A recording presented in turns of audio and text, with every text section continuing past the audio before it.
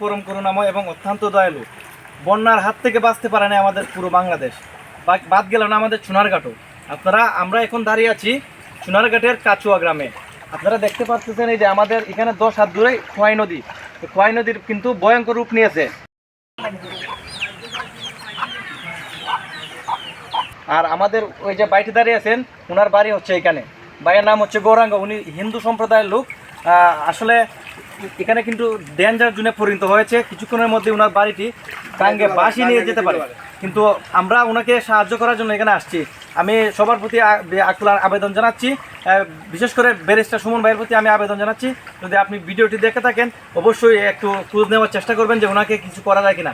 আর আমার পাশে দাঁড়িয়ে আছেন আমাদের 3 নং ইউনিয়নের চেয়ারম্যান সাহেব, ওনাকে আমি কিছু বলবো, ওনাকে নিয়ে কিছু বলার জন্য।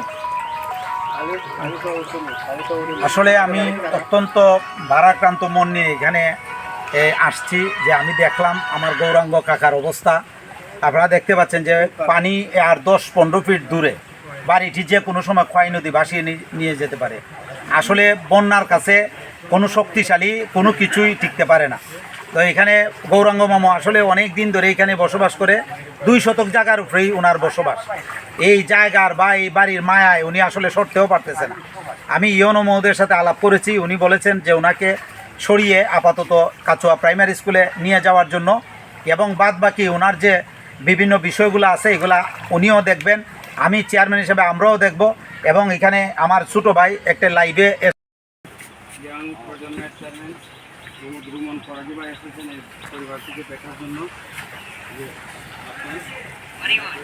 এসেছে।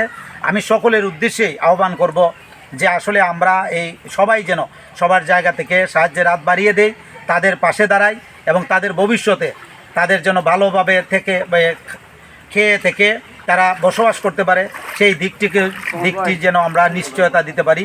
সকলের ধন্যবাদ। আমরা সকলের পাশে দাঁড়াই, এই বন্যা দুর্গতদের পাশে আমরা যেন দাঁড়িয়ে সকলের সাহায্য করতে পারি। সবাইকে ধন্যবাদ। আর এদিকে দেখাও, আপনারা এদিকে আমি সামনে নিয়ে দেখাইতেছি যে ঘরের কাছে কিন্তু লাইটটা এদিকে না, আপনারা দেখতে পাচ্ছেন এই যে এটা হচ্ছে ওনার ঘর। একটু ঘুরিয়ে দেখাও, এটা হচ্ছে ওনার ঘর। আর পানি কিন্তু 10 হাত, আর কিন্তু বেশি সময় বাকি নাই যে ওনার ঘরটা বাসায় নিয়ে যাবে। আমি একটা জিনিস আপনাদেরকে দেখাই, এখানে দেখেন এটা কিন্তু শক্ত মাটি ছিল। এই যে দেখছেন কতটুকু দাগ গেছে, এই যে দেখেন, মানে এই দাবার কারণে বোঝা যাচ্ছে যে পানিটা কিন্তু ওনার ঘরটাকে একটু করে বাসায় নিয়ে যাইব। এই জায়গাটা অনেক নরম হয়ে গেছে। এই যেখানে একটা ওই রান্না করার ঘর ছিল, এই ঘরটা মানে হয়ে গেছে বাসায় নিয়ে গেছে গা। এখানে কিন্তু আমি রিক্সের মধ্যে দ্বারা ভিডিওটা করতেছি। আর উনি যে ভাইয়ের ঘর, ওনাকে আমি একটু প্রশ্ন করবো যে আপনার এই তো এখন বিপজ্জনক একটা অবস্থায় আছেন, কিন্তু আমাদের চেয়ারম্যান সাহেব বলছেন যে আপনি এখন একটা আশ্রয়স্থলে যান, মানে উনি চেষ্টা করবেন। আর আমরা যারা প্রবাসী ভাই আছেন, আমি আমার ভিডিওর মাধ্যমে ভিডিও ডেসক্রিপশনে এবং কমেন্ট বক্সে আমি পার্সোনাল বিকাশ নাম্বার দিয়ে দেবো। যারা ওনাকে সাহায্য করতে চান অবশ্যই বিকাশে আপনারা টাকা পাঠাতে পারেন। আর বিশেষ করে ব্যারিস্টার সুমন ভাইয়ের আবেদন জানাচ্ছি, আপনি যদি ভিডিওটি দেখে থাকেন অবশ্যই ওনার প্রতি নজর নেবেন এবং দেখবেন যে ওনাকে ভালো কিছু করা যায় কিনা। সবাই ভালো থাকবেন, সুস্থ থাকবেন। আসসালামু আলাইকুম।